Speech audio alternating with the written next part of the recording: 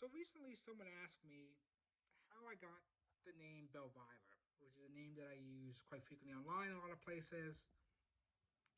Well, the origin of that story sort of goes back to the early days of 2003, and the days when World of Warcraft was the only game that anyone on the planet could play.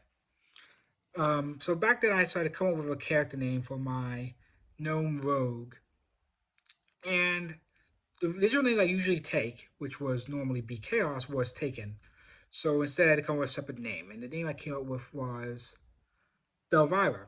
And the reason for the name Belvira was mostly because the gnome rogue had black hair, and sort of reminded me of a character played by Cassandra Peterson named Elvira.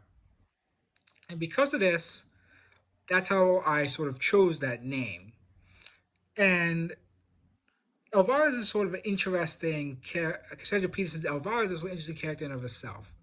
Matt Baum has a very good video sort of discussing her life story and primarily how it relates to the reason why certain groups of people sort of enjoy the character. And it's mostly related to the fact that it is this sort of fictionalized version of a very sort of sexual female character, but at the same time, she has a sort of very sort of tight bounds on herself where her appearance is very sexual, but that's not how her personality or character traits actually are. And like there's, if you've ever seen her film of I, Mrs. the Dog, that's sort of very apparent in that movie where you have the various sort of male sex pest characters who are going after her, and she's constantly sort of saying no and pushing him away and telling him no and sort of really sort of standing up for herself. And that's sort of a real big part of the character is that dichotomy of